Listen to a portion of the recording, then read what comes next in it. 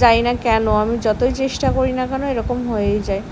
আর তারপরে এই যে রান্নাঘরে এসে দেখছি ভাতটা ফুটতে দিয়ে গেছিলাম, ভাতটা ফুটছে, প্রায় অনেকটাই হয়ে এসেছে। আর এখানে চিংড়ি মাছগুলোকে আমি ভালোভাবে ছাড়িয়ে নিয়ে নুন হলুদ মাখিয়ে নিলাম।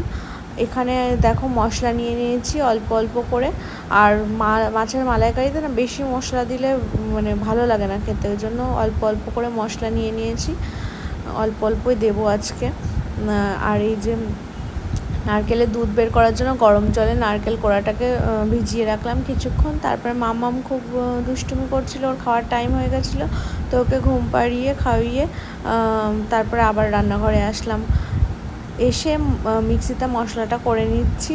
দেখো এখানে মশলাটা করতে এসে দেখছি যে আমি আদাটাই দিইনি, তো খুব একটা প্রবলেম হয়নি, খেতে ভালোই হয়েছিল।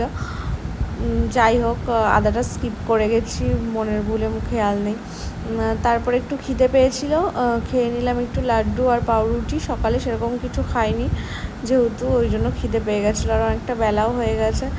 তারপরেই দেখো গরম তেলে মাছগুলোকে হালকা করে ভেজে নিলাম এপিট ওপিট করে।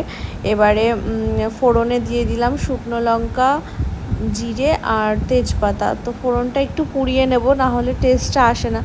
ফোড়নটা একটু পুড়ে গেলে আমি এর মধ্যে মশলাটা দিয়ে দেবো। আর এইদিকে নারকেলের দুধটা আমি বের করে নিয়েছি, মশলাটাও তো দেখলে বেটে নিলাম।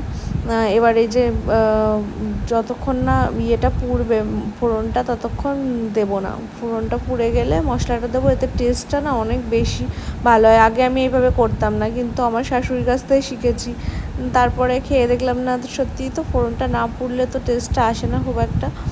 তো এবারে দেখো মশলাটা দিয়ে কিছুক্ষণ কষাবো, যতক্ষণ না মশলার কাঁচা গন্ধটা যায়। দেখো কালারটাও চেঞ্জ হয়ে গেছে। মশলাটাকে ভালো করে লো ফ্লেমে কষিয়ে নিয়েছি, কষিয়ে নিয়ে এবারে দিয়ে দিলাম চিংড়ি মাছগুলো। আর মাছগুলোকে দিয়েও আমাকে কিছুক্ষণ কষাতে হবে। কিছুক্ষণ কষানোর পরে দিয়ে দিলাম এই যে নারকেলের যে দুধটা বের করে রেখেছিলাম সেটা দিয়ে এবার মশলাটা মানে মশলাটা দুধের মধ্যে ভালো করে মিক্সড করে নেব, না হলে একটা কেমন মানে ভালো লাগবে না খেতে। তো এবার একটু ফুটতে দিয়েছিলাম, তো ফুটে গেছে প্রায়। এবার নুন মিষ্টিটা চেক করে নিলাম, চেক করে 3টে চেরা কাঁচা লঙ্কা দিয়ে দিলাম, এতে টেস্টটা আরও বেশি ভালো আসবে। তো এবারে ঢেকে দেবো কিছুক্ষণ, তারপরে নামিয়ে নেব।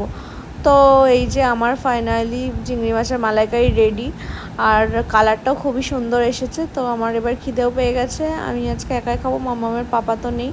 তো এখানে আমি খেয়ে তোমাদের সাথে দেখো রিভিউটা শেয়ার করছি। তো খুবই ভালো হয়েছে, আমি এতদিন যত চিংড়ি মাছের মালাইকারি করেছি আজকে আমার বেস্ট লেগেছে। তো তোমাদের রেসিপিটা কেমন লাগলো জানিও।